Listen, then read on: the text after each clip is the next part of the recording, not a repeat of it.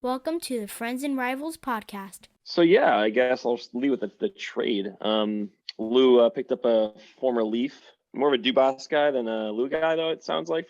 I don't really know much about him, but we traded future considerations, my favorite kind of considerations. Let's talk Devils and Islanders, let's talk Penguins and Rangers, but let's not talk about Flyers, cause they're a bunch of fucks, which no one can deny, which no one can deny.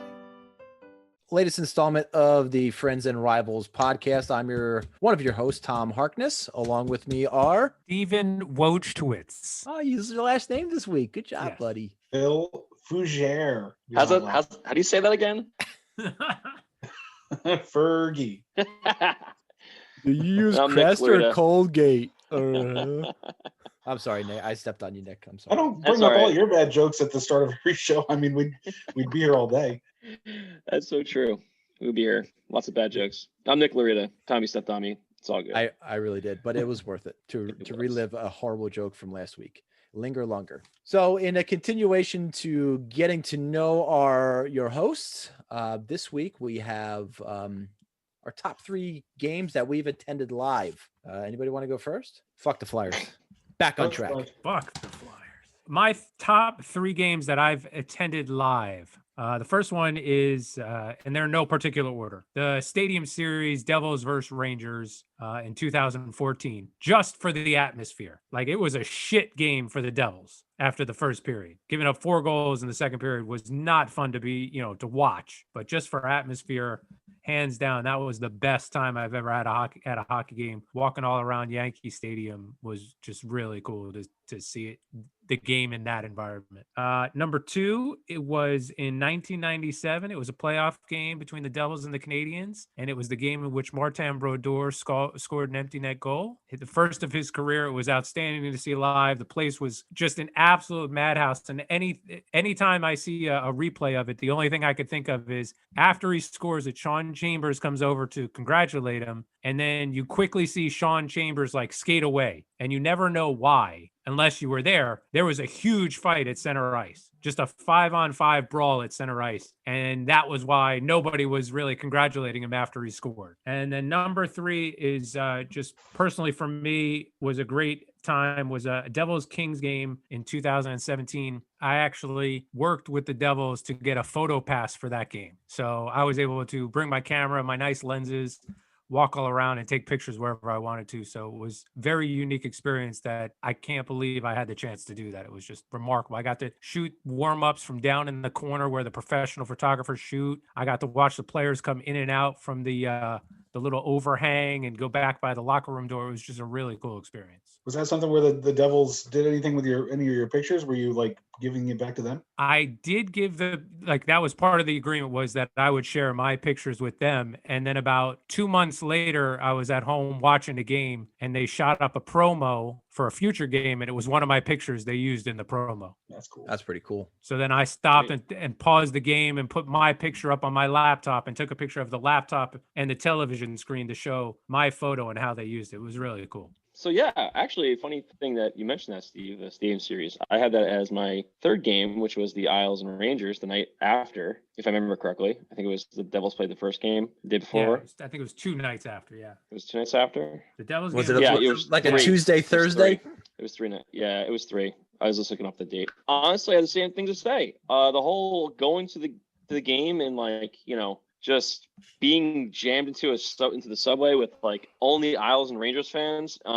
was interesting to say the least. Was a lot of fun. Just going to the game was like the whole thing. We lost 2-1. I think one of the highlights was paying like, I don't know, $30 for like 2 hot chocolates because it was fucking cold out. Yeah. It was one of the things I remember. And then the people sitting next to us told us that the game before was colder during the day. They said that the game you were at, Steve, was actually colder. And I'm like, it's nighttime. Right. It's horrible, but whatever. It was great. That whole experience was awesome. Couldn't find the hat I wanted to get. I was so pissed, but it was like insane. You just couldn't find you couldn't get through the mobs of people. Right. Unreal experience. I would definitely do that again if there's a stadium series around us, just because it was so much fun. Another thing was great about it was CeeLo Green was the entertainment between, I think, the second and third periods, maybe the first and second, I can't remember. And my God, was it like the worst decision the NHL ever made. Was like, well, at that time, you know, not ever, but what a terrible decision to have CeeLo come out. He is not really a hockey fan. He had like no real, you know,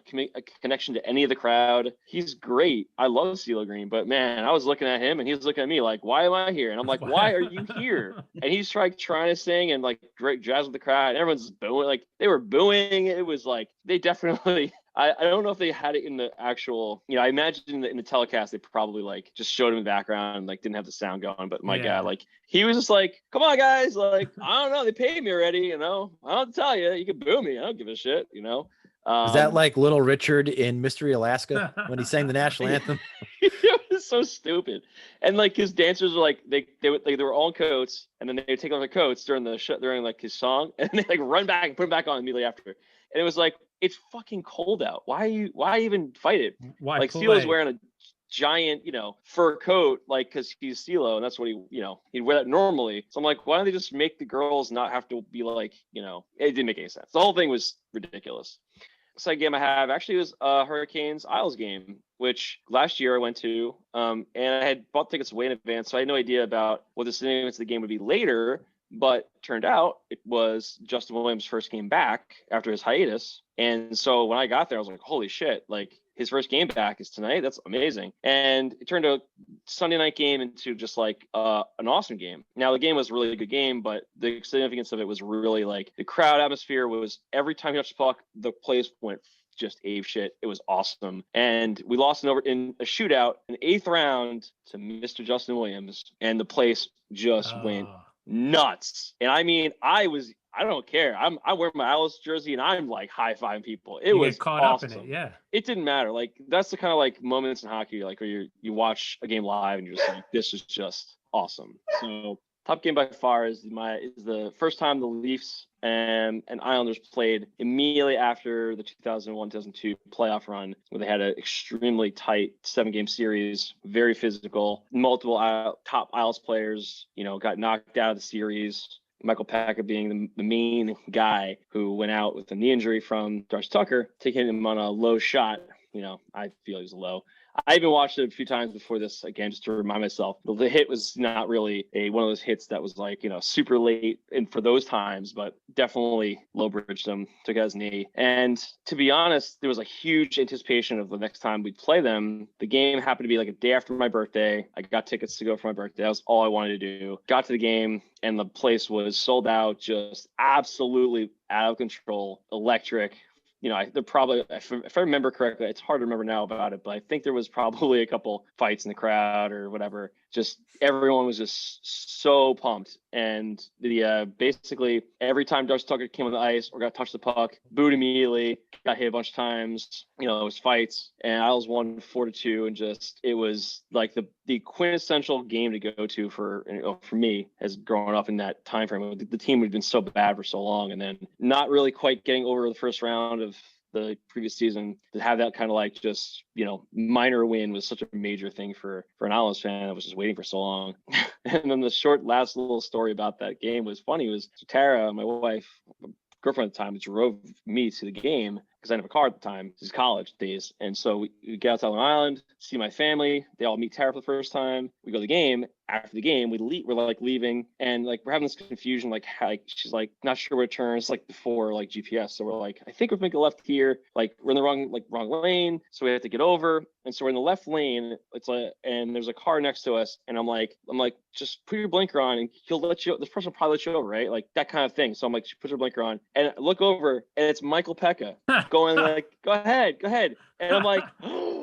Like wave it, I like froze up, like, oh my god. And then Tara makes, instead of going and listening to this thing and like to go in front of him, she just makes the left, and I'm like, Tara, you just cut off Michael Pekka. She's like, I don't know what's going on. She's like freaking out. And it's always been like a running joke. We just have that like every once in a while. But it was always like one of those funny things, random encounter with a player. But it was a fun time. Great night. That was great. Well, Bill, season tickets to the Rangers. I'm assuming there'll be a couple of Ranger stories in here, or perhaps none.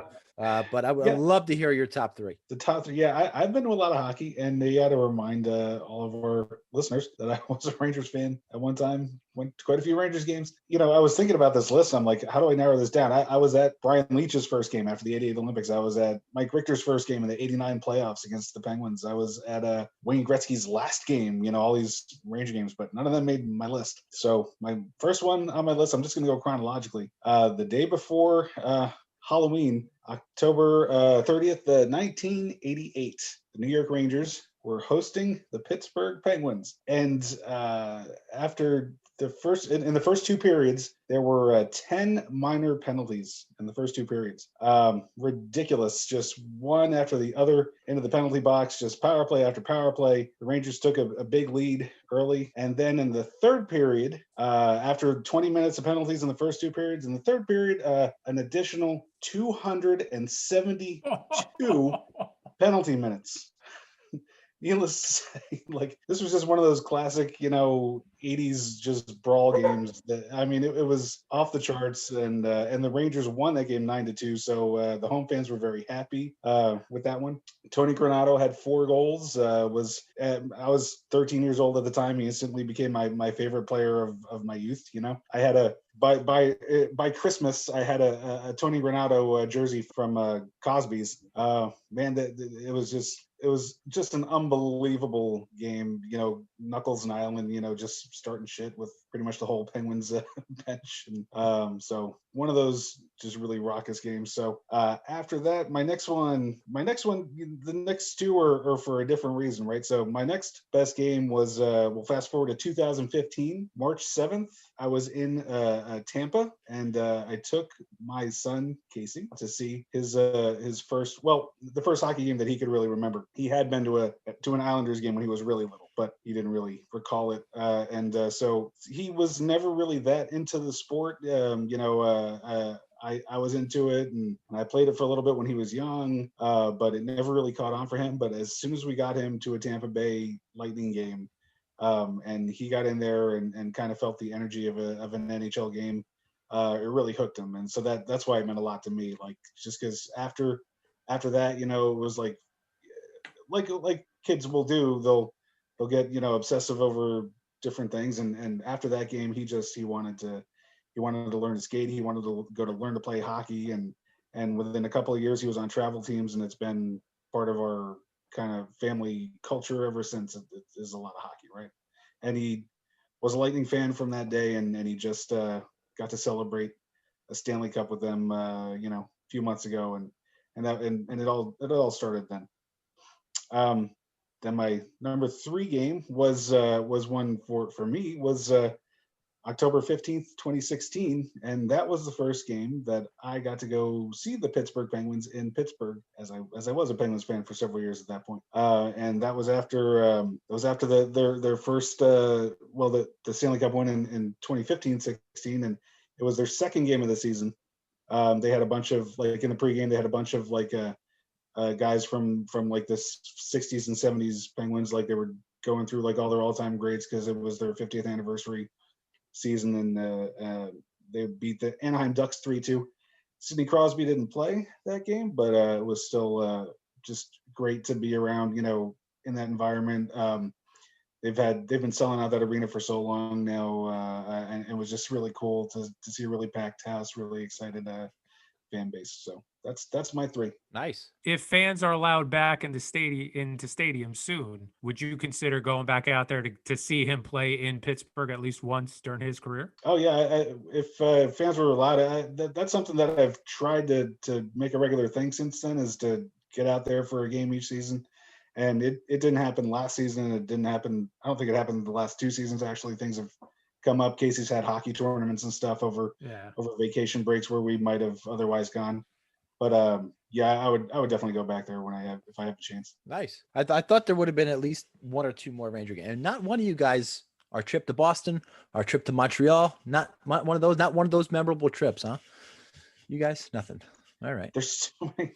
It's not Yeah, that they weren't great. There's just so there many to are choose from. there There's are so a many lot. things. I agree with you, Billy. Some of which I went to with you, Mr. Harkins. Oddly enough, that is a wonderful segue into the first of my three. Was actually a game I attended with Billy. It was December 1st, 1998. Rangers beat the Florida Panthers in overtime 5-4. Why am I bringing up a regular season game from 1998? There was a lot of things. There was a lot of emotions going on, but I remember afterwards, I remember the train ride home with you. I remember the celebrations that we had when you were a Ranger fan about this game. And it always conjured up really, really good memories. I remember recording this game on Rangers Rewind and watching it over and over again. And the Rangers were down 4-3 toward the end of the third period. Tikkanen takes a penalty with a little over a minute to go, and they're out there. They pulled Richter out of the goal, so they're skating without a goaltender on a 5-on-5 situation with the Panthers having a power play. Robert Svela, I think, took a penalty with 30 seconds left to go to even it up, and then Richter went back in the net. Richter didn't go back in the net. There was an offensive zone draw. The puck went back around the boards. Gretzky was out by the blue line, got the puck toward the net, ricocheted off someone, hit, and it went right on Leach's stick on the lower left-hand circle and just buried it to tie the game. And then the Rangers won in overtime. There was tons of fans when Tikkanen took that penalty that left the building. And Billy and I just looked at each other and says, where we got to go? What are we going to do? And we hung in there, and the people who who left the building with almost 2 minutes to play was half the building, and they missed a one hell of a finish. And it was just an emotional regular season game for me watching it with Billy. Second one was a little history. Was November 4th, 2003. The Rangers beat the Stars 3-0. In that game, I got to witness Mark Messier pass Gordie Howe on the all-time points list for 1851. That was a really cool game. Got to experience that with my brother, Chris. And that was just a really, really great experience. Every one of these games, Billy, by the way, were in your seats. Mm-hmm. And the last one. I better know what number one is. You better have number one locked in. I tell the story all the time. April 23rd, 1997. I took my cousin Matt Smith. It was his first NHL game. And it was a playoff game between the Rangers and the Panthers. And Gretzky had a pure hat trick in the second period, and he scored this third goal. The place went electric. And I turned to Matt and I said, "Listen, it'll never be like this again. It'll never be like this again. This happens all the time. This is not a regular occurrence." No. And that was another game that was just etched in my brain. I'll take it to my grave with me. That one. That was. I was so happy you went to France that day, or you went. Where did you go? That was the Cup Finals. You missed the Rangers win the Cup in '94 because you went to France. And what was the reason? How did I get these tickets from you? I don't remember. I had class that day out in Pennsylvania. Yeah. Oh, that's right. It's a good Beaver thing Tom College. has no class. It is a wonderful thing that I have no class. But and again, we saw a lot of great games. We saw World Cup games. We've seen games in Montreal. We've seen games in Boston, like I mentioned before. Always good times when we got to go to games. So that was getting to know your host segment a little bit more. So slowly but surely, we're peeling the onion on everybody, trying to let you know who we are and how we became fans and what are our favorite memories. And those were certainly good ones. It seems that everybody was very passionate about every one of those things, and they always conjure up really, really good memories. Meeting Michael Peck on the Long Island Freeway, interesting. Maybe one day we'll have to do a segment about running into hockey players away from the rink. Oh, I got one of those. Oh boy. Rye, New York. So week of review time.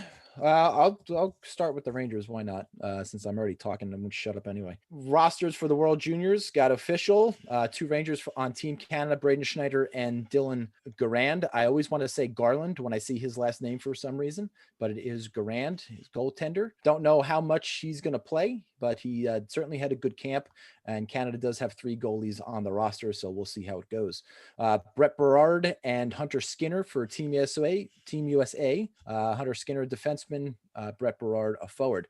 One thing that was odd to me was that Carl Hendrickson, we talked about him last week, about him getting booted off the Sweden's World Junior team. He was back with his team in Sweden today playing. So why couldn't he have made the trip, quarantined, all that stuff, and still played with Team Sweden if he's playing with his team back in Sweden now? I don't really understand that. I don't get how that works.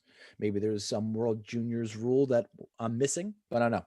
Players are slowly but surely returning back to New York. Larry Brooks reported today on Tuesday, the 15th of December, that they opened the training center on Monday, and there was at least 15 players skating, and Shesterkin returned to New York today, so he can start his quarantining to rejoin the players very soon. So everybody's coming back.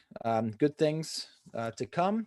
But other than that, still waiting for training camp, still waiting for all these things to happen before we can actually do a really good, solid weekend review for our teams. But those were some of the things in New York land that happened this week. Steve, what you got? Just to touch on that, the IIHF policy was that players had to have 3 negative tests before entering the bubble. So maybe, and that was as of December 6th. So maybe they just they wouldn't have had time to get those tests done. I mean, I guess, but it's just weird that it's okay for him to go back to his team in Sweden, but it's not okay to go to a bubble where he'll be protected. He has more of a chance of, I guess, getting it. I don't know if you can get it again, but I don't know. It just sounded really weird to me that they have 10 days before the tournament. But it was as of December 6th. That's when it starts. So as of December 6th, you had to have those 3 negative tests before that. Then you spend your time with the team, and then you go into this 5-day pre-camp, pre-tournament quarantine in the hotel, and then the tournament starts on Christmas. Yeah, I got you. Seems a little odd that he's returning back to his team, but I guess as of the rules that were set forth for is he playing protection, with the team, or just when you say return back to the team, do you just mean he went back to Sweden? All the report is he returned to his team today with a picture of him on the ice. Oh yeah, big week for the Pittsburgh Penguins. SIDNEY CROSBY sent out a social media message, some shit about the world sucks because we're not on the ice yet, and it's so sad and stuff, and hang in there and be healthy. But it was such a heartwarming speech. What are you talking about? But the important part, he's grown a pretty good beard. Like it's all of the playoff beards he's had when he's. I mean, they're just shitty, patchy, horrible. Like, how old is this kid? Kind of thing. And it's a solid beard, and I think that's big news. I think when he really put his mind to it, he was able to grow it in and make it look, presentable. So that's the week for the Penguins. It's a pretty solid week there, Bill. Mm-hmm. Crosby growing facial hair. And I do agree with you. It's always been that very thin mustache and like big sideburns that don't meet up with your goatee. Like the 14-year-old who refuses to shave because it's starting to come in. Exactly. It's like my nephew, Nick. All right, bittersweet because he's probably going to have to retire soon since he's growing beards now. I thought the big news was going to be he gave the speech and somehow managed not to get injured while giving the speech. What are you talking about? The microphone hit him in the head and he got a concussion. Oh man, it was like 2017 jokes, man. Wow, yeah. They'll never die. Nick, what happened? Really far back for that one. Nick, your team had news this week. I know. You guys made a trade. So yeah, I guess I'll just lead with the trade. Lou picked up a former Leaf. More of a Dubas guy than a Lou guy, though, it sounds like. I don't really know much about him, but we traded future considerations, my favorite kind of considerations, for Dmytro Timashov, who looks to be a bottom 6 kind of guy, forward. He is a left wing, like 5'10", 192 pounds, as per his numbers on our site. He had about 9 points last year, played 44 games, average looked around like 9-10 minutes per game. Like around that time frame, he was playing for Detroit. Who knows? I'm not really sure why he went for this guy. Maybe they're looking for someone to maybe replace another guy that they're gonna bury or maybe trade off. Who knows? This guy is also. I was gonna ask you that. I was going to ask you Yeah. if this was a move before something's that's going to happen next week or something. Who knows? I did not see this one coming, especially, for basically nothing they're getting this guy. So this is a typical Isles move. Honestly, this is like a special, like a snow special, which would be like, all right, what's going to happen this offseason?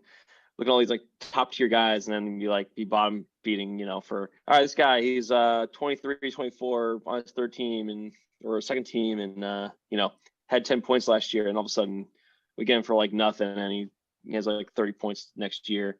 Looks pretty decent. So I don't really know much about him, to be honest. And because the season got so close, I didn't really look up for any highlights of him. He didn't really seem to. He probably has a little bit of a tape out there on YouTube, I'm sure, but I'm not really sure he's going to play. I mean, he still has to sign his deal. He's an RFA. He won't come for much. I mean, I think he was making like under $1 million last year. So not really sure what the move is here. I'm going to wait and see what Lou's thinking. So that was the big news of the week, a trade. Hooray, something. Oliver Wahlstrom's coming back to the U.S. I think it was yesterday. He announced he was returning. And all the players are coming back now. So just good to see our guys coming back. I did read this really good article on the Athletic around Mark Parrish, who's a former Islander, and his battles with alcoholism. So honestly, it's just a good article, well written and really interesting story. So if you're interested, read it. I'm not going to plug the Athletic really too much here, but hey, it's good, fun to read. I think there was something else, but I can't really remember now. So that's enough. I think that's good enough. Not really much else going on. How many times did Ken Danico get mentioned in that article? None, surprisingly. I think they would have hung out together. He co-hosts with he co-hosts or with Brian Lawton on one of the shows. I forget which show, but he's on a few different. He's on a podcast, and so it's interesting. It's all ex-NHLers, obviously, and it's a really interesting article. Kind of goes into like the whole like, holy shit, these guys are like probably self-medicating even now. I'm sure there's players doing this today, but it's interesting reading it that during his NHL career he had dependencies on alcohol and painkillers, and it's just like he was able to function enough that to hold a job, which always amazes me that people can do that kind of stuff. Drinking excessively and be able to just function. Whereas I have a couple beers and I'm like pretty much like, yeah, I can talk, but another beer and I'm probably gonna pass out on you. So anyway, that's the Isles for the week. Hopefully next week a little more information. We'll see. Hopefully there'll be some information this week about the season. That's for sure. That's what I'm saying. I mean, it's just kind of like, hey, trade for a guy that doesn't play a lot. Much like everybody else, my week in review just centers around World Juniors. We got 6 players for the Devils organization that's going to be playing in the World Juniors. Dawson Mercer on Team Canada, Patrick Moynihan, Team USA, Arseny Gritzik, Russia, Tom's favorite ever, Shakir Mukhamadullin for Russia. You mean the center for the 76ers? Well, he's actually going to play defense for Russia for right now. All right. So he's on loan. Okay. Yeah. And then we've got Jaromir Pitlick, Czech Republic, and Alexander Holtz for Team Sweden. Alexander Holtz of the number 1 draft pick, Alexander Holtz, who I am very excited to watch. I think Nick has a little more to add. I forgot about. That's what I was forgetting. Simon Holmstrom is playing for Team Sweden in WJCs, as is Matthias Rajaniemi for Team Finland. So that was all I wanted to add. I knew there was something I forgot. I'm like, there's something I'm missing. So you got two guys playing. Devils are what number? Devils are number 3 on that list with the amount of players that they have playing in the World Juniors. I know the Kings have 7. Yeah. I thought I did read something like that. It definitely seems like a lot. In terms of impact players, it's really just Holtz. Mercer is going to be like a 3rd or 4th liner. Moynihan's going to be a 4th liner. Moynihan, I think, made the team because his college coach is coaching the team. So he kind of got that inside track and being scouted by the coach a little bit more frequently than players from other teams. That's why Eichel is so tied to the Rangers in any type of trade news because of David Quinn. I mean, I get that a lot. So, like I said, Holtz is somebody who I'm really excited to watch play. He's actually really looking forward to coming over and playing on an NHL size rink. He loves playing on smaller rinks versus the ice size over in Europe because he feels like he could just shoot from anywhere in the offensive zone and it's a legitimate scoring chance, which is music to my ears as a Devils fan because that team doesn't shoot enough ever. So to have a player who just wants to shoot all the time is really got me looking forward to the future even more. Boy, that's a player you put right on the side of Jack Hughes, huh? Yeah. Immediately. Just let them establish chemistry day one. Just let Hughes skate in and out of everybody, and then just all of a sudden, there's Holtz, boom. I couldn't agree with you more. So not a lot going on with our teams, as evident by our very long week in review segment. But there are some things about the return to play that we know. We know that the 7 teams that didn't make the playoffs will begin their training camp on December 28th. The rest of the league will report on January 3rd. Target date is still January 1st as of right now. 56 game season. What did I say? 16th? I'm sorry. The 13th. You're right. 56 game season. Roster size of being around 26 players with 4 additional taxi squad players. That is the point right now that I hear from all the experts that is kind of holding things up. What are the transactions going to look like? What are salary cap implications? How does this affect our RFAs? How does this affect a lot of other things that they still have to square away? Obviously, we're doing some temporary realignment, and welcome back to the Metro, Pittsburgh Penguins. Boy, you were gone for a week. We hardly missed you. Yeah. In fact, we didn't miss you. But I didn't miss the rest of the Metro. Honestly, I would have liked to have stayed out there. Yeah. I mean, hands down, this division is going to be the hardest division in the league, right? Without question. Yeah. Without question. Especially adding Boston into your division. Not so much Buffalo, but who knows what Buffalo's going to be? You never know. Shortened season with Eichel and Hall playing on the same line. Who knows? So I heard another report about ads on helmets, and I'm assuming this has to deal with some sort of supplemental income that the NHL could make, and it's something that we've been hearing a while for. And are you happy it's happening on helmets, or would you prefer them on jerseys? I mean, eventually it's going to get to the jersey, but I'm happy that it's just starting with the helmets and not being players are going skating around like billboards. Take it for what it's worth. Gary Bettman has said there will never be advertisements on jerseys as long as he's commissioner. He does not want advertisements on jerseys. Well, the key thing you just said, as long as he is commissioner. I know a lot of owners who are a little upset with him right now. Now, obviously, the helmet makes more sense than the shorts, but I feel like you can get away with it on the shorts a little bit better. Like it would be less obtrusive on the shorts. If you did the team logo on like one leg and then in advertisement on the other leg, I think it would look better visually. Yeah, but you could barely you're always going to see somebody's helmet. But you could barely see that logo on their pants. So you'd have to enlarge another logo. Do it in a way that you could see it. Yeah. Yeah. No, I hear you. I'd buy anything that they put right on the ass crack. I mean, not a lot of players tuck in their jerseys anymore into their shorts. Yager doesn't play anymore. So it'd be kind of hard, I think, to put on the pants. But where the opposite leg of where the logo is would probably be pretty good. Just as long as it's not like the European billboard style where it looks like the sticker is almost sticking up off of the front of the helmet. Right. It's a bit awkward looking, but I mean, the helmets are pretty much, you're not putting logos on them really anyway. So they could pretty much use as a blank canvas for some way to put a logo on there. They all have the team names on the side towards the top. If you take that off and put the ads there, it could look, not as it wouldn't look as bad.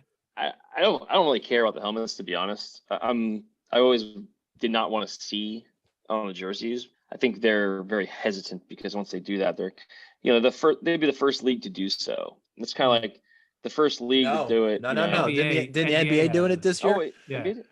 They did it last year. Did I miss that? Opposite the NBA patch on the other side, there is all but 3 teams have an advertisement. Right. The Knicks had like Square or something like that. Squarespace. Yeah, you're right. The Lakers had wish.com. There's a whole, GE for the Celtics. They're really tiny. Again, it's small. Yeah, it's very small. They're up top in the top left of the jerseys. It's really so. And again, not on bad. a lot of teams, it just blends. It almost blends right in.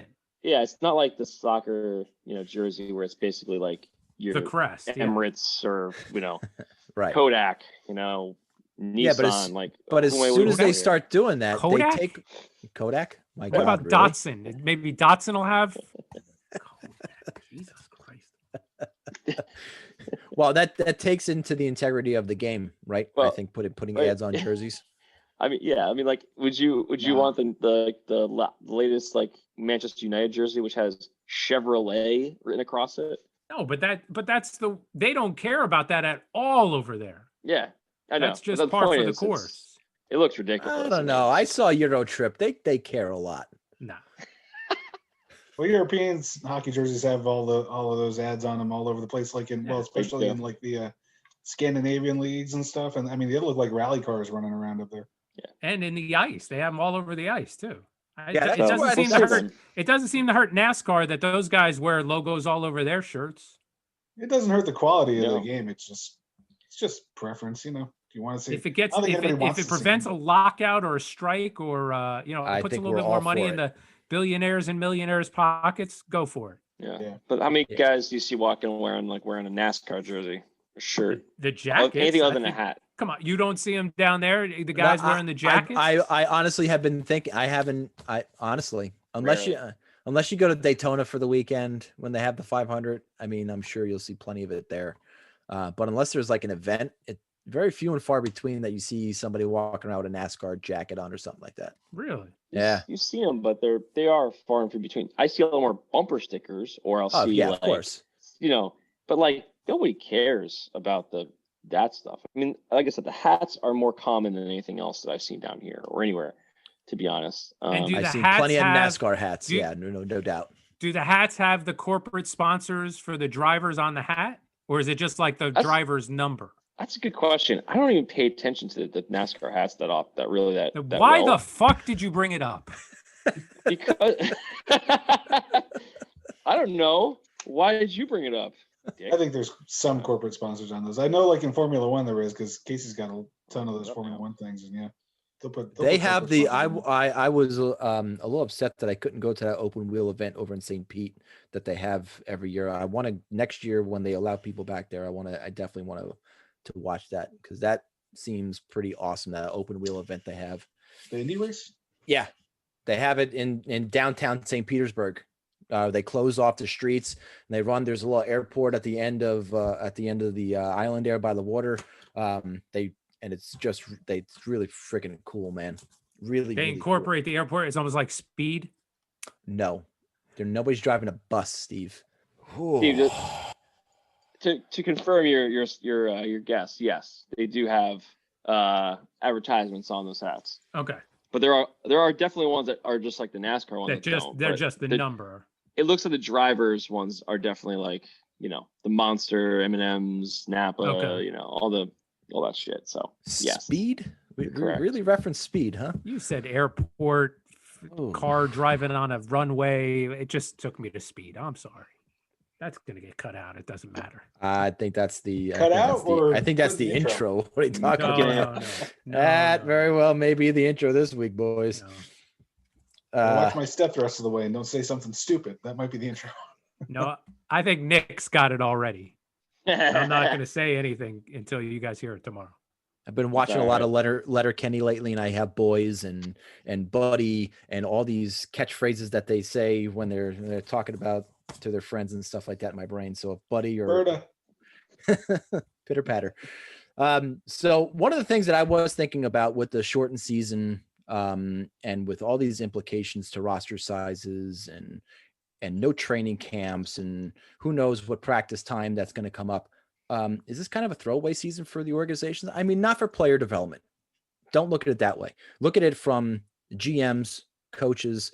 If their team tanks this year and then nobody has a good season, are they in the hot seat, or are they all have like a get out of jail free card this year with GMs and coaches? Really want everybody's opinion on this and thoughts. Billy, what are your thoughts on that? if their season tanks, they are all in the hot seat as they always. This is the least tolerant league I think maybe in all of sports. Where, I mean, I think Mike Sullivan could be on the hot seat after he was a back-to-back Cup coach. As recent as 2017. I think if the Penguins are flat, I think he could be on the hot seat. And there's no longevity in coaching in this league, in GMing in this league. It all counts, and yeah, I believe if they fuck up, if they come out flat, that you can see heads roll this season as easily as any other. Even with no training camp, I don't know, and even who knows with an opt out, if players are going to start to opt out of the league this year. I don't know. I would find it hard to believe that a GM or a coach coming into this season, and if their team just goes off to a slow start and never really picks up during the year, that they would be on the hot seat to get fired. I can't see that. I can't see that this year. I think there's going to be coaches, and you even said Mike Sullivan. What if the Penguins, don't make the playoffs this year? Does he get fired? I mean, I don't think he does. I really don't. I hope not. I don't think he deserves to, but I don't either. I mean, how badly did they miss the playoffs? It might be one of the questions, but yeah, I don't think the pressure is ever off in this league. I just think that we just see that the coaching carousel in this league is pretty impressive, and you're great one day, and it really is one of those "what have you done for me lately" kind of leagues and kind of places. It's short lived, and it might really be part of the sport itself, where players really only react for so long to one coach's brand of coaching. You see John Tortorella float around the league, and he comes to mind only because I think his act gets old pretty quick. Like, he'll come to a city, he'll have a little bit of a success early on, straighten him out, and then fade away before too long. Actually, he's been in Columbus. He's been in Columbus for I was about to say a really long time, and even before that, along the way, when he was in New York, you're right, his act got short, but that was they needed a transition from Tom Rennie, who's more of that players type of coach, to more of a Barker. And then when they got to the point where they needed somebody who need to run star power, not that they had a lot of star power in the mid 20 teens, but Vigneault was the perfect coach for them to come in and direct them. And now in the rebuild, I think David Quinn is the perfect guy to kind of rebuild that kind of Barker and demand and make you accountable for what you do. So I think it's about where your team is in their development and where their players are, where their star power is. And I think that's more important. It's if you as an organization have your eyes on another coach that's a different style, and you want to snatch him up before somebody else does, then yes, you're more likely to make a change during a shortened season than just giving everybody a pass. Yeah. If you want to grab that next hot college coach before somebody else does, then yes, you're going to make a move. But are you a playoff team that's looking for a coach like that, or you're a team on a rebuild looking for the next college coach? It depends. Again, like Billy said, it depends on who your coach is right now. If you're going to transition from an authoritative coach to more of a development coach, or from a vet, are you a veteran team? You're going to then probably try and go for one of those recycle coaches versus trying to grab somebody out of the college ranks, where maybe you're less inclined to make a move because those recycle coaches always seem to be around. Yeah, it didn't work in Toronto. Did it with Mike Babcock taking over Toronto, and he got canned pretty quick up there. So again, he wasn't the right coach for them, and that's why. I don't know who's the right coach for them. What's that? I don't know who's the right coach for the Maple Leafs, to be honest. No, I think they're a mess from the top. But Barry Trotz is very interesting. He's the right guy at the right time for the Islanders, in my opinion. Nick, what are your thoughts on old Trotz? Trotz, I think he's a great coach. I think he's, Steve said something interesting. Certain coaches have certain play styles that just they wear out. They're welcome in some towns. And I was actually asked a question: how there since 2015, how many coaches do you guys think are still before 2015 were hired? Their start date was before 2015. How many coaches in the NHL do you think there are? Tortorella in Columbus. Before 2015. I know that. Yeah, no, he was in Columbus before 2015 because Vigneault So took over the Rangers. Vigneault took over the Rangers in 2013, and Tortorella went to Columbus after that. No, Tortorella went Vancouver or where the hell was he? Oh yeah, he Somewhere did go out to. No, in you're right. Canada. He did go to Vancouver. Oh, I forgot all about that, Billy. But I think it was the 2015 season where he did go to Columbus. But regardless, it's pretty close. And I 4 or So 5. how many I'm gonna guys? say. 4 or 5, Steve? Yeah. well, John Cooper's still Two? in Tampa, right? What do you say? What do you say, Tom? I'm saying shit. Cooper may be the only one. I'm gonna say 1. All right.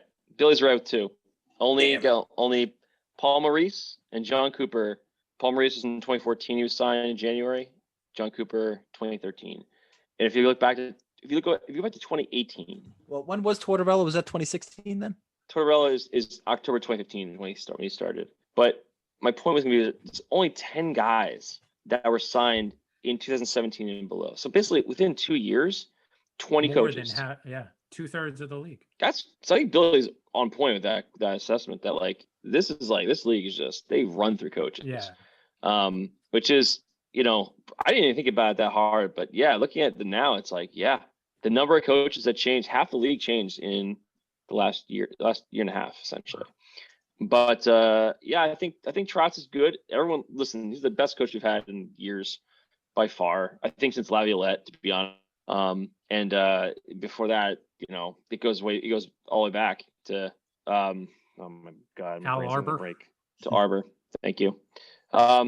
So anyway, realistically, like I don't see Trotz leaving anytime soon, unless Lou pulls a Lou and goes, you know what, you were good, you got us to the playoffs, get out of here, throw this other coach in, and that coach is going to win the playoffs. Lamoriello has never fired anybody like that, right, Steve? But he might want to bring in Larry Robinson though. No, there's no Larry Robinson to bring in for sure. There's no Larry. I would bet they have some sort of gentleman's agreement that he's going to go out on his own terms. I mean, I was going to think about it. You know better than I do with Lou.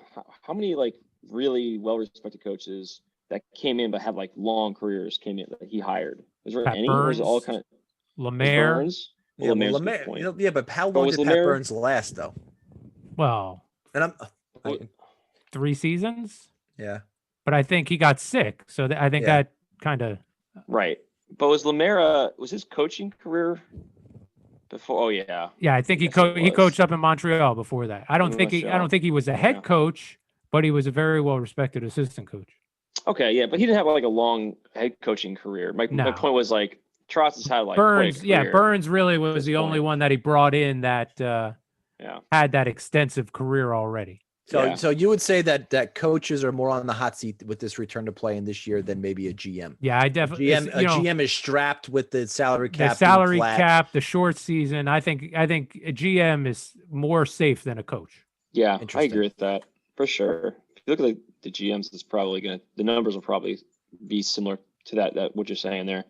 I'm gonna look it up in the meantime, but anyway. And the last thing I have for the return to play stuff that came out today is that the players have to start quarantining this weekend in order to meet all the target dates that they have put in place. So you're going to start seeing quarantining players in order to start training camps on time. Other than that, that's all the return to play stuff that I know of being legit right now. Did I miss anything from anybody? Aren't we still missing some sort of official signed document that we need to get the season going? Yeah. So both the NHLPA and the owners have to put it to their board of governors and bring it to a vote. That's supposed to happen sometime this week. Okay. So by this time next week, we said that should last have week. an official.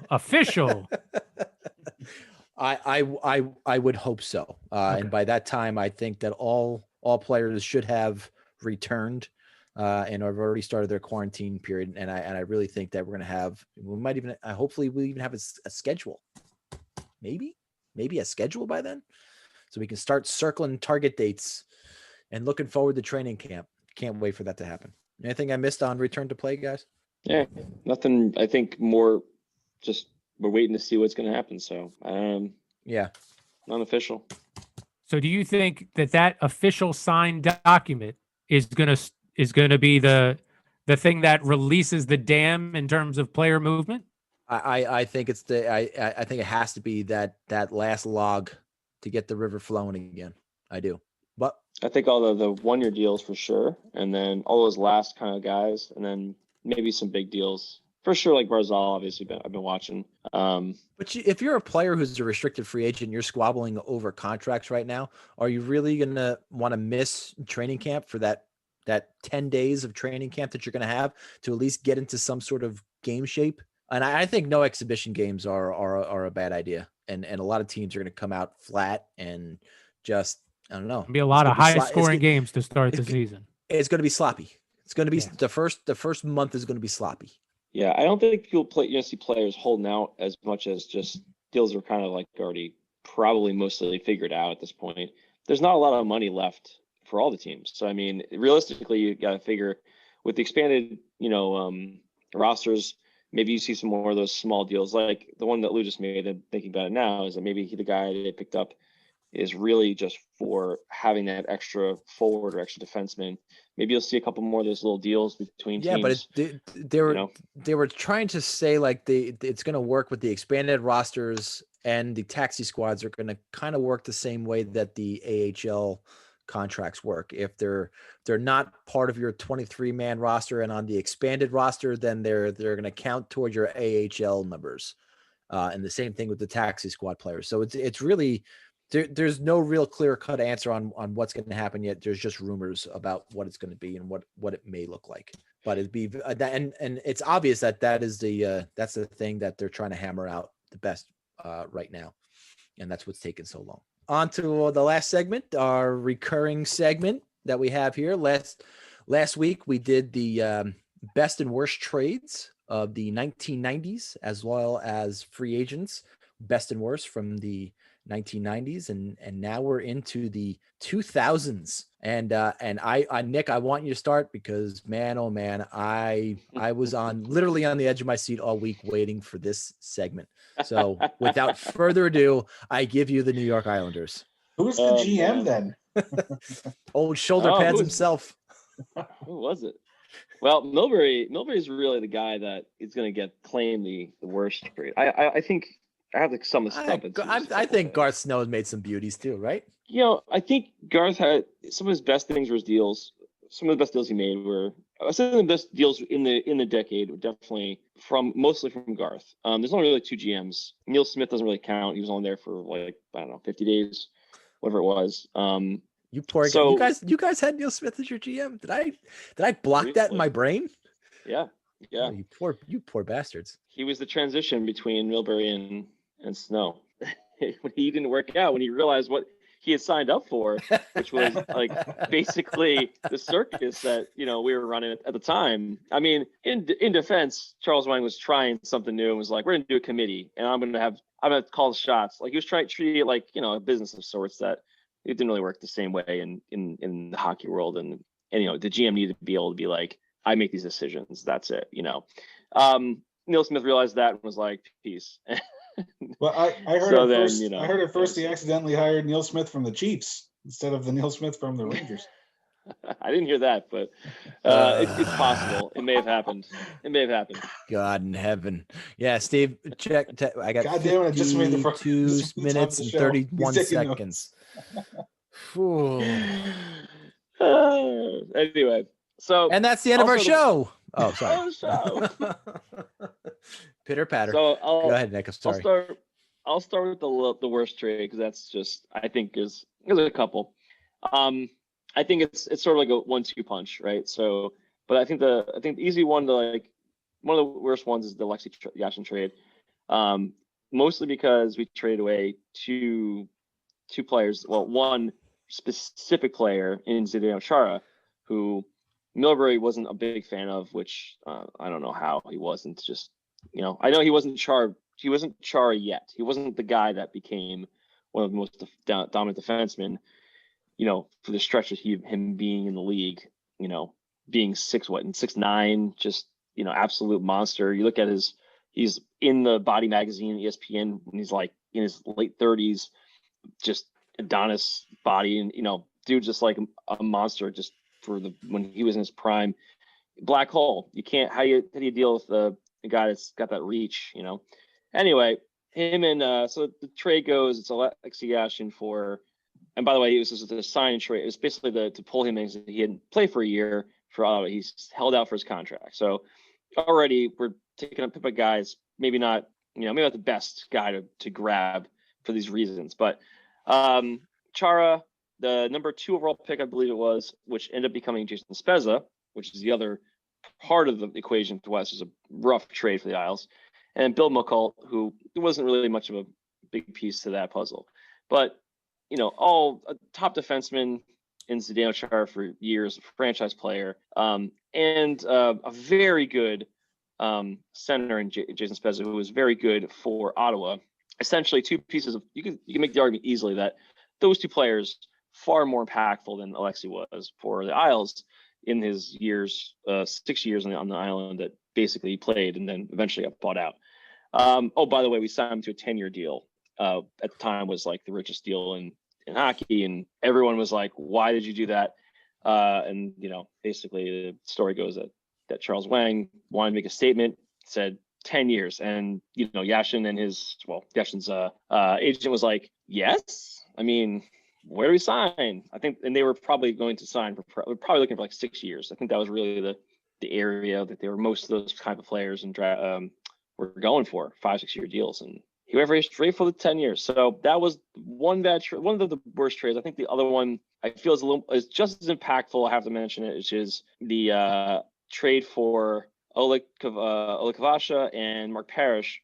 Both were serviceable players, and I like both players for different reasons. One, Oleg Kavasha was like just the most enigmatic player I've ever watched play. Like, could dominate the ice and then be completely clueless in the same play. Unbelievable. The other guy, also he led the team in points one year, which was just what? Like, how does that happen? And then the other, but they traded those two guys to the from Florida Panthers. Outgoing, we sent this guy named Luongo. I don't know if you guys heard of him. Roberto Luongo was a franchise goalie in the end of pretty much probably gonna be a good chance to be a Hall of Famer. I'm not sure. That's like maybe a conversation from another day. Like 4th on the all-time wins list or something. Yeah, I think he's a Hall of Famer good, for sure. Right? Yeah. And Olli Jokinen. Olli Jokinen was a pretty good player, multiple times All-Star, I believe. I could be wrong on that, but I believe he was. Very good player. So it's not 2 guys who, helped Florida pretty well, and we took in 2 guys that, Mark Parrish had a couple good years in him, but ultimately wasn't really like a guy that stayed long.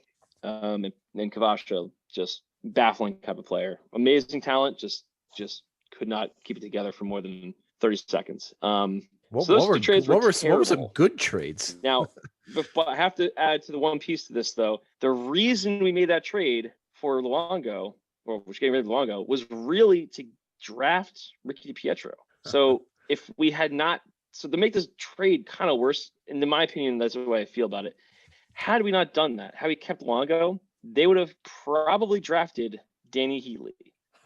Which, oh boy, if you think about it, to me, Jesus, to me that makes that deal a little worse than the Yashin trade. So okay, so that's the 2 worst ones to me. I just feel like those go hand in hand. That really set the tone for the Isles in the 2000s, and just developing talent and drafting great, some really good players that they just shipped off. Milbury shipped off for win now pieces that really didn't work out. There's other trades you could bring into there. And then the trades there's like a couple of trades I was looking at. One. So if that didn't, I'm sorry for stopping, but if that didn't happen, you would have had Chara on the back end with Luongo and net, and Spezza and Heatley as your number 1 center and wing. Yikes. Potentially, right? Because they're different drafts. So I get you. I understand that. But so wow, that could have been slightly different. But that's like the big what ifs with the Isles, right? If they kept those guys and drafted them. Thank God that never happened. It could have been crazy. A lot of what ifs though. So then the other piece to it is the good trades. I have 2 in mind. They're both Garth Snow takes the team over. The first one is got to be, to me, the start of the rebuild in 2008. So Garth came in, I think was it 2000 and 2006. I could be wrong. They tried to keep the team going in the same direction. Didn't work out, and basically the goal was to rebuild the team. So in 2008 draft, they started this rebuild. And Garth made in the first round with the 5th pick overall. And so they made a couple moves to essentially move back in the draft to take. They moved down, I believe. First, I think, let me look it up really fast. I think it was like they got a 2nd and a 3rd, I believe, or a 2nd to move down. Let me go back why it's important. The significance of this trade really is more of they were able to move back a few picks from the 5th spot. They made 2 trades, end up getting to the 8th spot, get a few different picks where they use for other reasons, or they drafted players. But they ended up taking Josh Bailey, who is still the longest tenured Islander on the roster, and took him a long time to get going. But he ended up being a pretty good player and one of the better players from the top of that draft. And on top of which, it just kind of became the beginning parts of the whole rebuild. And drafting a lot of different players over the next few years, and ultimately, the next year we drafted Tavares, and it just kind of started the whole process. But in the end, I'll look it up in a minute. But essentially, we got a few picks for nothing, essentially, for moving down a few spots. And it's more of a significant thing than that one to me. The other real big trade that was like a major, big trade, or the best trade I think we've made in the last probably decade, is got to be the Barzal trade. I could be wrong. Wait, am I wrong on the dates on that one? Yeah, you're in Hope the not. 2000. Yeah, you're in the teens here, buddy. Balls. I went too far. Damn it! You did. All right. That's already for next week. So we have a peek behind the curtain of Nick. Nick, any free agents that the Islanders signed? You know what? There really wasn't a lot of good free agents in that time period. Well, there had to be one good one.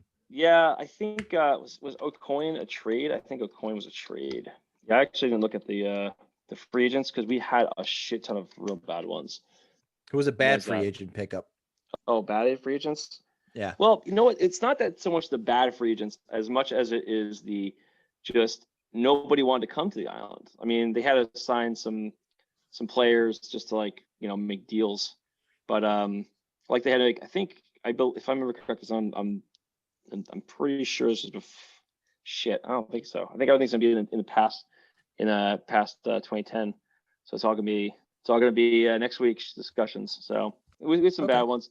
No, but the ones that you did point out though in Islander history with the worst ones, those are certainly bad, and they certainly did set your franchise back a couple of years for sure. No question about it. Yes, because playing against the Islanders with Luongo, Annette, and Chara on defense, and Spezza and Heatley up front would have been awful. Would have just been awful for many, many years. So I'm glad you had a horrible GM to make those wonderful trades for every other team. Oh, of course. Steve, what about the Devils? What did they do in the 2000s? Anything good? So the best trade I had for them in the 2000s was acquiring Alexander Mogilny for Brendan Morrison and Dennis Peterson. Mogilny only spent about a year and a half with the team, but he was a huge part of that 2003 Stanley Cup team. Brendan Morrison will go on to have 6 seasons with the Canucks where he scored more than 50 points. So we did give up a pretty decent player to get Mogilny. But I still think Mogilny's impact on that 2003 team was immeasurable. His chemistry with Gomez was so incredible. It just helped deepen the team even more so. Another person I saw, actually, it was the Atlantic had done a list of the 25 best trades. They actually had the Jamin Langenbrunner and Joe and Nieuwendyk for Jason Arnott and Randy McKay trade higher as a better trade. But I still think that Mogilny's impact on the 2003 Stanley Cup team was more than Langenbrunner and Nieuwendyk, even though they were both key parts of that championship team as well. As for worst trades, this decade of the 2000s is really where the shine on Lou's luster started to wear off. Never more so than in his trade of Vladimir Malikov and a first-round pick, which wound up being number 26 overall, out west to San Jose for Jim Fahey and something called Alexander Korolyuk, two guys that never wound up playing with the Devils. Basically, this was right around the time of the salary cap coming in. They had to unload Malikov to get under the salary cap at that time. So he gave him a first rounder. Wow. Right. Yeah. Whoa. So the number 26 pick, right? That could have really been an impact player. Well, who was the buyout that year then? Because when the salary cap came into play, they did have amnesty buyouts. Yeah, I don't remember who it was. Yeah.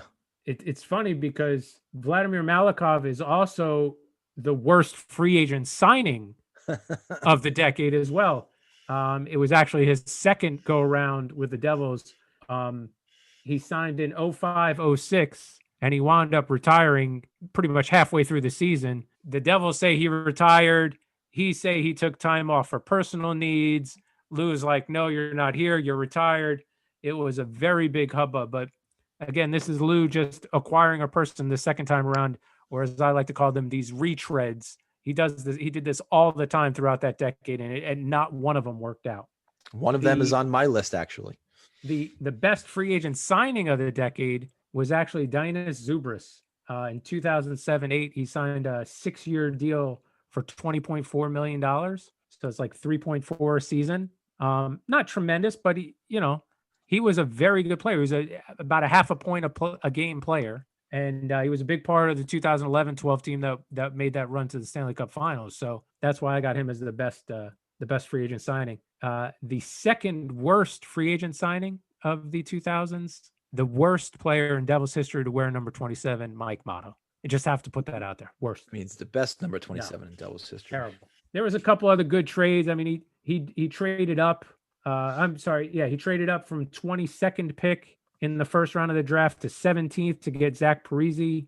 He traded up from 22nd to 20 to get Travis Zajac, but it all cost them capital in the form of second rounders. So yes, you're getting great players in the first round, but you're starting to weaken the minor, the development of players as well. And I think that's why we went into that lull in the second half of the 2000s and then all of the 2010s minus that one season. Well, yeah, 2012 was pretty good. In fact, the NHL Network is actually playing that Stanley Cup final game as we speak. For the Rangers, it was a really rough start to the 2000s. A better ending, but a really rough start to the beginning of the decade in the 2000s. But my worst trade that I saw in the 2000s came on March 3rd, 2004. Actually, this man's birthday. Brian Leetch was traded to the Toronto Maple Leafs and a conditional third-round draft pick in 2004 for Jarkko Immonen, Maxim Kondrachev, an 2004 first, which was Chris Chucko, never heard of him, and an 2005 second, which was Michael Sauer, who was a really, really solid defenseman who got injured late in that decade and had to retire early. That was a dark day for the Rangers. I won't forget that. I was on vacation when that happened, and I had to call you to console you because I knew you were heartbroken. Glenn Sather never, ever even called Leach to tell him he was traded him, and he just traded him away. He was, I think, a couple of games shy of breaking Harry Howell's record for most games played as a Ranger. But the take for Leach was good. Who knew that Chris Chucko was not going to turn into anything? And Maxim Kondrachev and Jarmo Immonen really didn't turn into anything for the Rangers either. And, the return for these players, as Steve always mentions, is never as good as the quality of player that you're letting go. And at the time, at that time, they were rebuilding. So there was writing on the wall that was going to happen this year. But Brian Leetch being my guy, that was a real dark day for me and for the organization. To bookend that, the best trade of the decade for the Rangers came on at the absolute tail end of the decade, June 30th, 2009. The Montreal Canadiens get Tom Pyatt, Michael Busto, and Scott Gomez for Pavel Valatenko, Doug Janik, Christopher Higgins, and Ryan McDonough. Gomez was signed to a very lucrative deal coming from the Devils, and that was a contract that we did not have to retain, and we got a future captain of the New York Rangers in return in Ryan McDonough. So those are two really memorable trades of the 2000 decade for the Rangers. As far as free agents, I'll start out with the best was Brendan Shanahan in 2005, a 1-year, $4 million deal coming over, really solidifying that second line. He and Yager that year both scored their 600th goals about a week apart. It was really great history. They went on to the playoffs, won a playoff round against the Atlanta Thrashers that year, lost in the second round in a really, really good series with the Buffalo Sabres, which would then the next year see Chris Drury come over, which didn't make the worst free agent signing. Neither did Scott Gomez. If you can believe it, there was a worse one in the early 2000s. And it came in 2002 when the Rangers signed this player to a 5-year, $45 million deal. And his name was Bobby Holik. Bobby Holik was a third-line center, and it would be a second-line center at best. And he was brought to the Rangers to be a number one center, and it just never worked out for him. And Bobby Holik was eventually bought out by the Rangers and went to Atlanta, became their captain, and the rest is, as they say, is history. But Brendan Shanahan was one of those guys who eventually went back to New Jersey to finish his career later on. And didn't Bobby Holik do that as well? Did Bobby Holik finish his career with the Devils after Atlanta? Yeah. So a lot of those retreads, McKay man. came back, Arnott came back, Holik came back. Yeah. Langenbrunner too, or did he? No, he just retired the Devil. Yeah. No, he retired somewhere else. Yeah, somewhere else. I thought he came back to the Devils. No. Claude Lemieux, didn't Claude Lemieux make a second appearance? With He was back for that the 2000 Stanley Cup team. So Billy, how about the Penguins in the decade of the 2000s? Yeah. How did they shit the bed? How did they shit the bed? Well, let's go in order. So we'll start with shit in the bed, right? So the worst trade, I think is abundantly obvious. So they had a player, youngster by the name of Jaromir Jagr, and in the early, well, I forget exactly when, but early 2000s they did trade him away due to financial issues and really not, I believe, thinking that they were going to be able to keep him very long, sign him to the new contract. I mean, the team was going toward bankruptcy, et cetera, and so forth. So they did make a trade in Yager, and it was a tough circumstance, but really they could have done somewhat better than the return they got from Washington, which was Chris Beach, Michael Civic, and Ross Lapushek. Wow, what did these guys amount to? They traded a Hall of Famer in his prime for that return, and that probably realistically set the stage for how the organization crashed and burned to the extent that it did, and it probably in some small way helped get them into the draft positions where they ended up getting Fleury and Malkin and Crosby, but it's a stretch to try to spin that in any positive way. Trading Yager and getting those three back was a disaster. So no, when you traded Kovalev back to the Rangers, though, that's how you actually got the draft pick for Marc-Andre Fleury. Was somewhere in there. I remember doing the trade tree. But you're right. It is trades like that help you rebuild. But I mean, who are those guys that they traded? They traded Yager for? My goodness. It was the deadly shrapnel of that deal that lowered the organization a little more, and probably some lottery help from the NHL, which fixes those lotteries. So I don't know what you're talking about. Like they did last year for the Rangers. I don't know what you're talking about. And like they did for the Devils a couple times. I mean, it's all. No, they fixed it for the Devils so that the Devils could get the number one pick in the years where maybe there was not as good a player. Like Heischer and Hughes, great players. Definitely not a Crosby. Definitely not a Austin Matthews. Wow, conspiracy against the Devils, huh? Yeah, that's why some of those guys are called generational players, though. I mean, that's just how many generational players can you have? You can have one generational player. Oh, you got me there. So whatever you call them, there's not one of those available in the draft every single year. Just go on your fucking list. So the going into the 2005, we had both the best and the worst free agent signing of the decade, both in that offseason. So the worst was Ziggy Palffy, former Islander that they signed before the 2005-2006 season. was doing pretty well with them until early in January when he walked into the GM's office and said goodbye. His career was over. He was 33 years old. He wasn't going to keep playing for the duration of that season or the duration of the deal that he signed. He was just done. So that was a bit of a setback. And then the best free agent signing was also in that same offseason, defenseman Sergei Gonchar, who played about 6 seasons there in Pittsburgh. And scored 1 billion goals against the Rangers on the power play. Oh, yeah. Well, that went back to his days in Washington, too. But oh, my God. I hated that guy. He was more, I mean, when he was with the Penguins, I might not have paid as much attention to him earlier in his career, but when he was with the Penguins, he really seemed to round out his game. I mean, he did everything. I mean, he was more than just that heavy shot from the point, that power play guy. He was just a great all-around defenseman. Didn't you have a power play at one time of Lemieux, Yager, Straka with Gonchar and Kovalev? Wasn't that one of your power play units? At what one time? I don't know. That sounds earlier than 2005. Was it not Gonchar? Then there was somebody else back there, but it was I just remember Gonchar just firing pucks and just annihilating any Rangers goaltender.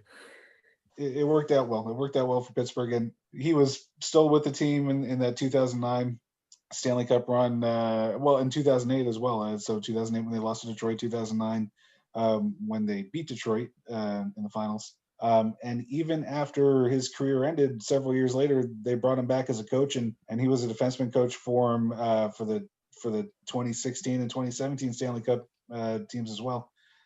So building that relationship with him, that was just enormous for the Penguins. And then the best trade for the Penguins in that decade was trading. They traded to Atlanta, Colby Armstrong, Eric Christensen, and a first-round pick.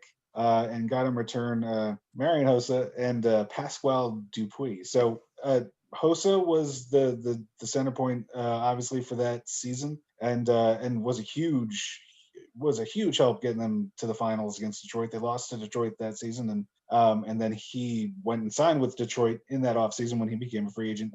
Turned his back on the Penguins, but even with his departure, the other piece of that trade, Pascal Dupuis, was enormous for the Penguins in their Stanley Cup season and several seasons beyond, playing with Crosby. Dupuis was kind of poorly thought of due to having bounced around in his career. They weren't real happy with him in Atlanta, and he was kind of looked at as a player who never really kind of fulfilled his promise. He was just a fast player, but didn't have much more to his game. But for whatever reason, he got to Pittsburgh and was a tremendous forward for them. His speed, his ability to retrieve pucks and gain possession on a dump into the offensive zone. He really made a lot of magic with Crosby for several years. So that was their good one. That was their best one of that decade. And that's all. Was he the first one of the players who would, flourish playing along Crosby? Right. He's had a history of making players a lot better than they really were. He had to be like the first one. He was one of the early ones. I'm trying to think of who might have even played with him before that. But yeah, I think that's a good example of a guy that came in and certainly was certainly had much more impact production. Yeah, next to Crosby than he had seen in his career before that, for sure. And then he had, guys like Kunitz and a bunch of guys came in and hopefully Kapanen will too, up his production alongside Crosby in this coming season. But yeah, that he's probably the first best example of that. Yeah. Still having nightmares of Sergei Gonchar. I'm sorry. But with all that star power, they didn't win a lot of cups with Gonchar on the point. So. Or did they? No, they didn't win a cup with him. Just the one. Yeah. I always thought Gonchar was a lot earlier with the Penguins than 2005. Gonchar, well, if you're just thinking about your nightmares, I had those same nightmares of Gonchar when he was with the Capitals against them. Was it just he was on the Caps? Was that it? My God. He was killing them with the Capitals too, trust me. Oh, it was just him and then Bondra on the other side just bombing one-timers. Poor little Mike Richter. That's going to do it for this week. hopefully we get a vote by the Board of Governors by the end of the week and get official things to talk about next week, which we should. This is the week, as they say. It seems like they've been saying that every week, that this is the week that is finally going to happen. So let's all cross our fingers, toes, everything. We'll be back next week to discuss more. Steve, what's our social? At friends_rivals. That's correct. Also on our YouTube channel, Friends and Rivals. Don't forget that you can catch our podcast there. And wherever you get your podcast from, that's where you can find our latest episode of the Friends and Rivals podcast. Billy, play us out.